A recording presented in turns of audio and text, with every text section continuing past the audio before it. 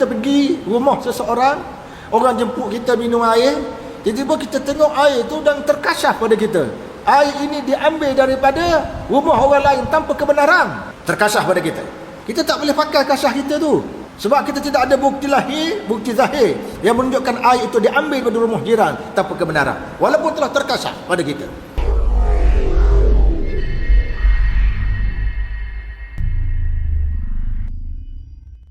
Saya baca sikit ni, melakukan bid'ah memecah belah keperbadanan ummah.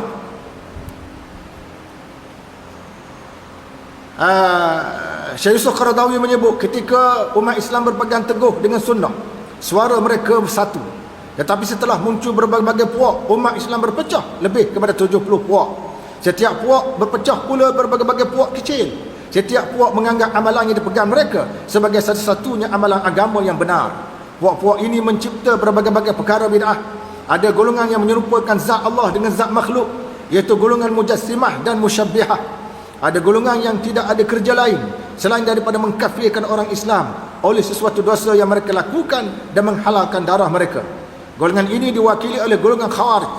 Segelintir golongan ahli sufi pula menjaja perkara-perkara yang langsung tidak diturunkan Allah Ta'ala sebarang kekuasaan ke atasnya, seperti berhukum dengan rasaan hati dan rohani yang dialami seseorang dan bukan berdasarkan neraca syarak.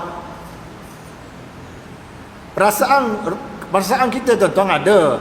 Syekhul Islam Ibn Taymiyah mengatakan hasil daripada ketakwaan seseorang, dia ada perasaan rohani dia, dan perasaan itu kadang-kadang dia betul. Walaupun dia betul, rasaan kita tuan-tuan, dia kuat ibadat dan sebagainya, rasaannya itu betul, tetapi dia tidak boleh menjadi hujah syarak. Tak boleh jadi hujah syarak. Sebab tu kalau kita pergi rumah seseorang, orang jemput kita minum air, tiba-tiba kita tengok air tu dan terkasyaf pada kita. Air ini diambil daripada rumah orang lain tanpa kebenaran. Terkasyaf pada kita. Kita tak boleh pakai kasyaf kita tu. Sebab kita tidak ada bukti lahir, bukti zahir yang menunjukkan air itu diambil dari rumah jiran tanpa kebenaran. Walaupun telah terkasyaf pada kita. Tak boleh sebab kita tidak ada bukti. Begitu tak tuan-tuan, kita duduk kat seorang lelaki yang kita tidak kenal. Kita duduk, berasa dalam hati kita, ni dia ni berzina ni, kaki zina. Maka kita tidak boleh pakai rasa hati kita. Sebab nak menentukan orang tu zina tak zina, mesti dengan 4 orang saksi dan melihat dengan mata kepala sendiri. Kalau tidak berlaku perkara itu, kita tak boleh tuduh orang tu berzina, walaupun pada rasaan hati kita, macam dia berzina ni. Selagi mana tidak ada bukti. Jadi rasaan hati tuan-tuan, tuan-tuan nak pakai untuk peribadi, boleh. Rasaan hati kita untuk keselesaan kita pribadi. Tapi nak jadi perkara umum, itu tidak boleh. Jadi perkara umum tidak boleh. Dan rasaan hati ni banyak dipakai oleh ahli sufi. Kita bukan menolak rasaan hati tu lah. Kita kata dia tidak boleh dijadikan sebagai hujah. Satu. Yang kedua, dia tidak boleh diutamakan mengatasi hukum syarak. Apa-apa hal pun tuan-tuan dalam hidup kita ini, hukum yang kita jatuhkan mesti berdasarkan aspek zahir. Aspek batin serahlah pada Allah Ta'ala. Sebab itu apabila Allah Ta'ala menjatuhkan hukuman kepada manusia dengan azab tuan-tuan, habis kampung tu dibinasa. Baca sejarah, satu-satu kampung yang dikehendaki Allah untuk dibinasakan, habis kampung tu dibinasakan. Namun di akhirat kelak, manusia akan dibangkitkan mengikut yub'asuna ala niyatihim, dibangkitkan mengikut niat masing-masing. Tidak semua yang dibinasakan semuanya jahat. Tak, dia kaedah binasa dia macam tu. Bila dia turun, orang baik kena, orang jahat kena lah. Tapi bila dibangkitkan nanti, hak baik lepaslah, hak jahat akan kenalah. Tapi dia bagi undang-undang, undang-undang azab Allah dia macam tu. Bila dia turun, dia kena habis. Binatang tak berdosa pun kena kan? Ini dia azab. Gunung berapi turun tuan-tuan, kena habis binatang yang berada di sekitar gunung tu. Apakah binatang tu berdosa yang memerlukan dia diazab? Tak. Ini dia bagi undang-undang azab. Tapi bila Allah Ta'ala bangkitkan di hari kiamat, bangkit ikut niat masing-masing. Yang baik kekal dengan kebaikan, yang buruk akan menerima hukuman. Kemudian seterusnya, ada yang sanggup mengatakan anda mengambil ilmu daripada orang yang telah mati, sedangkan kami mengambil ilmu daripada yang maha hidup dan tidak akan mati. Apa ni? Orang yang hanya bergantung pada ilham. Dia gantung pada ilham. Jadi ilham ni dia kata Allah Ta'ala turun pada dia setiap masa. Kita ambil ilmu kita, tuan-tuan belajar dengan Tok Guru di masjid mana-mana. Tok Guru tu mati, akan mati. Tok guru tu pula dia belajar dengan tok guru dia dulu. Tok guru dia dulu sudah mati. Maka kita ambil ilmu daripada orang mati, daripada orang mati, daripada orang mati. Kata dia. Adapun dia tidak. Dia mengambil ilmu secara langsung daripada Allah.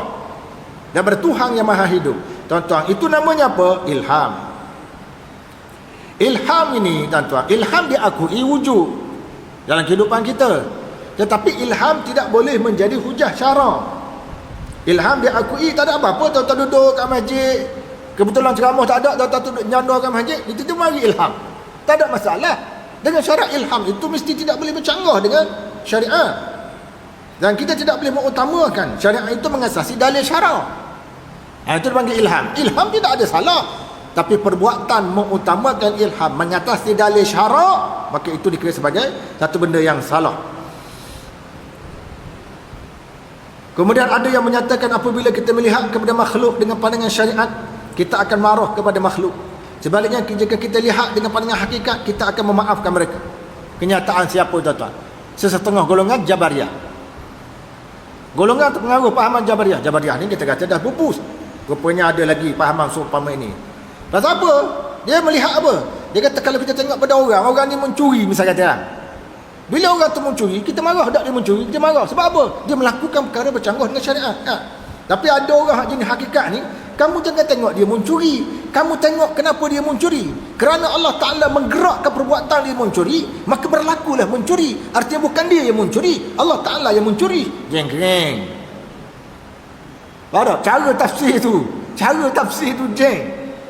Sebab menggerakkan perbuatan dia mencuri itu siapa? Allah. Segala-galanya daripada Allah. Tuan-tuan macam silat. Kita dah ulang berapa kali dah sebelum ni.